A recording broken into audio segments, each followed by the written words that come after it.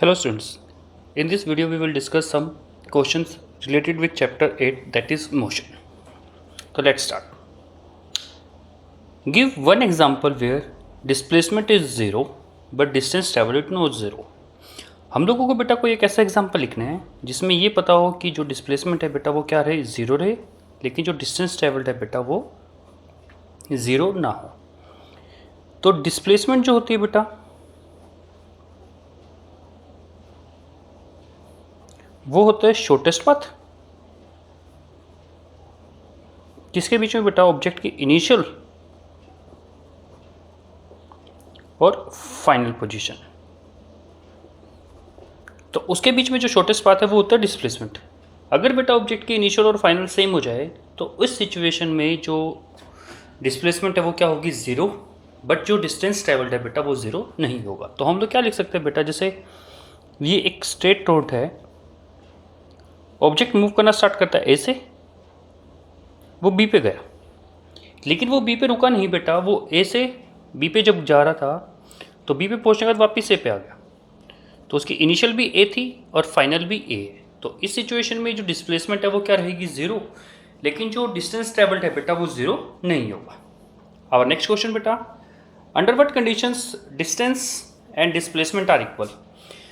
Distance और displacement जब equal होंगे बेटा वो सिर्फ और सिर्फ एक कंडीशन में होते हैं, कब, जब ऑब्जेक्ट जो है मूव करे किस पे, स्ट्रेट पाथ पे.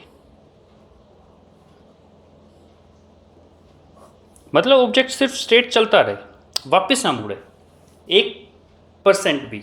अगर वो स्ट्रेट जा रहा है तो उस कंडीशन में उसका जो डिस्टेंस है और जो डिस्प्लेसमेंट है वो क्या रहेंगी, इक्वल रहेंगी. नेक्स्ट क्वेश्चन बेटा, what is the numerical ratio of average velocity to the average speed of an object when it is moving in a straight path. जब बेटा ऑब्जेक्ट स्ट्रेट पाथ पे मूव करता है तो जो डिस्टेंस है और जो डिस्प्लेसमेंट है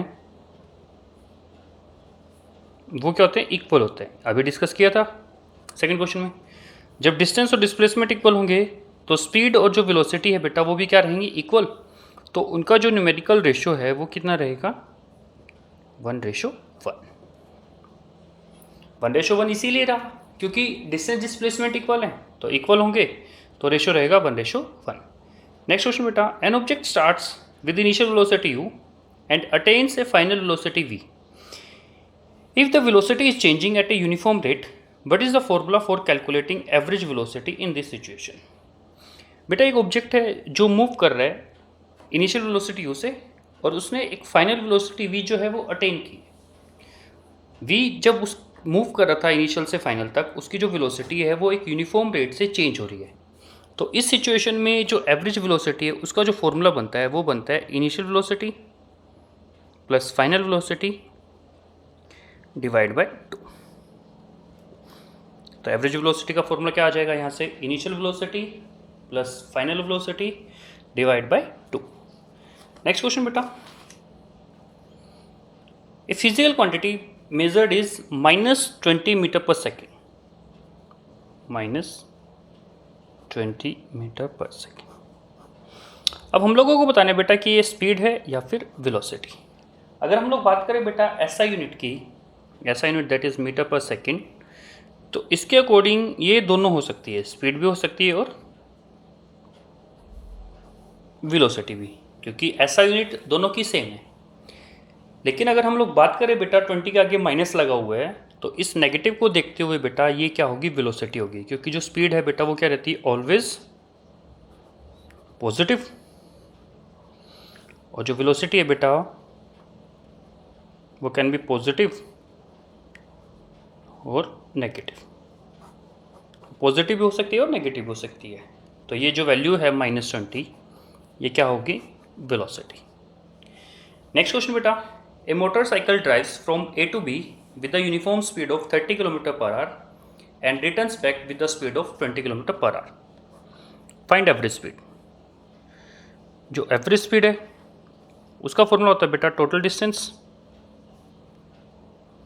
डिवाइड बाय टोटल टाइम. अब हम लोगों को क्वेश्चन में सिर्फ और स्पीड गिवन है, दैट इज 30 and 20. तो हम लोग क्या माने, distance, let distance is x kilometre. x kilometre कौन सा, A से B तक का जो ये डिस्टेंस है वो x किलोमीटर। जाते हुए उसकी स्पीड कितनी थी बेटा,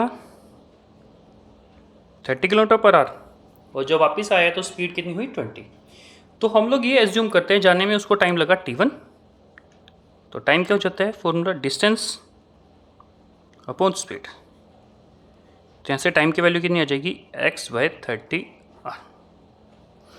ये टाइम उसको जाने में लगा है। हम लोग एज्यूम करते हैं जो टाइम आने में लगा वो t2, फॉर्मूला वही रहेगा डिस्टेंस अपॉन स्पीड। तो डिस्टेंस तो x ही रहा, स्पीड कितनी हो जाएगी 20 किलोमीटर पर आवर। तो यहाँ से आने और जाने में जो टाइम था वो निकल गया दोनों। अब हम लोग बात करते हैं टोटल डिस्टेंस की। तो कितना टोटल डिस्टेंस कवर किया, x वो गया था बेटा, x वापस आया, तो टोटल डिस्टेंस कितना कवर हुआ, 2x किलोमीटर। अब टोटल टाइम कितना लगा, जाने में t1 और आने में t2, तो ये टाइम लगा। अब इनकी वैल्यूज रख दीजिए 30, इसको सोल्व करेंगे एलसीएम हो जाएगा 60, 2x + 3x 5x/60,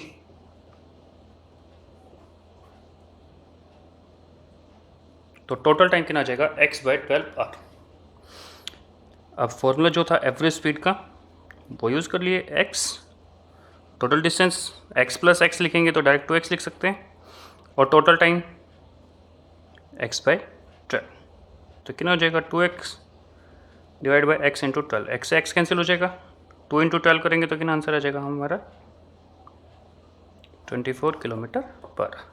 तो ये क्या बेटा हमारे इस क्वेश्चन का आंसर होगा। नेक्स्ट क्वेश्चन बेटा,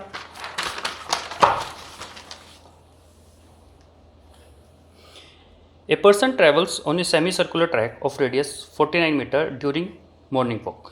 If he starts from one end of the track and reaches the other end, calculate the distance traveled and displacement. जैसे सर्कुलर ट्रैक का हाफ सेमी सर्कल यहाँ से चला बेटा, वो यूं करता हुआ कवर यहाँ तक पहुँच गया, तो इनिशियल ये फाइनल, और ये हो जाएगा शॉर्टेस्ट पाथ, तो ये होगी बेटा डिस्टेंस। रेडियस कितनी है बेटा 49 मीटर। तो सबसे पहले हम लोग डिस्टेंस निकालते हैं, डिस्टेंस होगा 2πr / 2। 2πr इसलिए लिया क्योंकि जब ऑब्जेक्ट सर्कुलर पाथ पे मूव करता है तो जो डिस्टेंस कवर करता है वो उसकी सरकमफ्रेंस होती है। अब यहाँ पे सेमी सर्कुलर पाथ है तो सरकमफ्रेंस हाफ होगी, तो इसलिए 2πr / 2। 2 से 2 कैंसिल हो जाएगा, पाई की वैल्यू 22/7, आर की वैल्यू 49, यहाँ से ये 7 में। अब ये बचता है 22 × 7,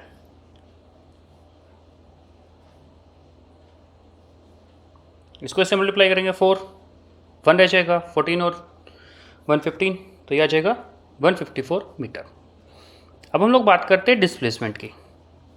तो डिस्प्लेसमेंट क्या हो जाएगी, जो डायमीटर है, displacement is equals to diameter, और डायमीटर क्या होता है ट्वाइस ऑफ रेडियस, तो 2 × 49, तो ये आ जाएगा हमारा 98 मीटर। नेक्स्ट क्वेश्चन बेटा, a car is moving with the speed of 72 kilometre per hour is brought to rest in 10 second by applying the brake. तो इनिशियल कितनी थी 72 किलोमीटर पर,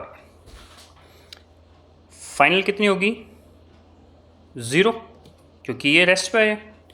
कितने टाइम में है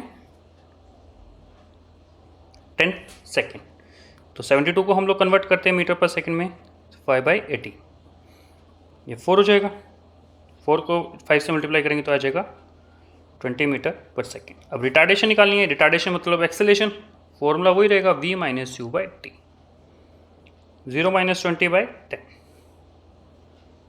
-20/10, तो कितना आ जाएगा यहाँ पे, ये माइनस से कट जाएगा, -2 metre per second square. Acceleration negative आई है तो इसका मतलब ये क्या हुआ रिटार्डेशन। नेक्स्ट क्वेश्चन,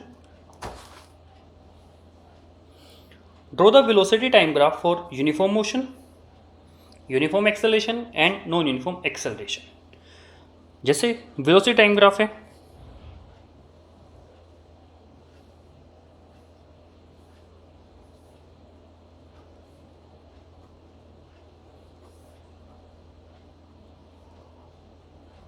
हम लोग बात करते हैं यूनिफॉर्म मोशन की। यूनिफॉर्म मोशन का मतलब क्या होता है बेटा, ऑब्जेक्ट जो है इक्वल डिस्टेंस कवर करता है इक्वल टाइम में। तो इस सिचुएशन में जब ऑब्जेक्ट इक्वल डिस्टेंस ट्रेवल कर रहा है इक्वल टाइम में, तो ऑब्जेक्ट किससे मूव करेगा, कांस्टेंट स्पीड से। और हम लोग इसको कैसे रिप्रेजेंट करते हैं, straight line parallel to the time axis. तो ये क्या है, कांस्टेंट स्पीड मतलब यूनिफॉर्म मोशन। नेक्स्ट क्वेश्चन,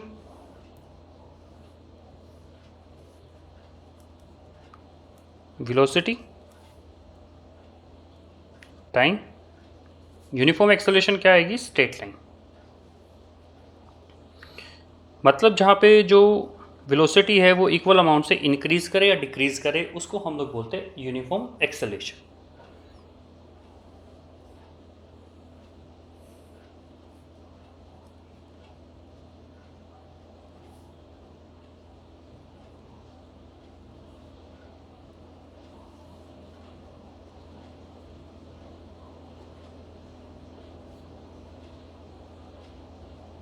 ये क्या रहेगी, नॉन यूनिफॉर्म एक्सेलरेशन। मतलब जहाँ पर जो वेलोसिटी है वो अनइक्वल अमाउंट से इंक्रीज या डिक्रीज करे इक्वल टाइम में, तो उसको हम लोग बोलते हैं नॉन यूनिफॉर्म एक्सेलरेशन।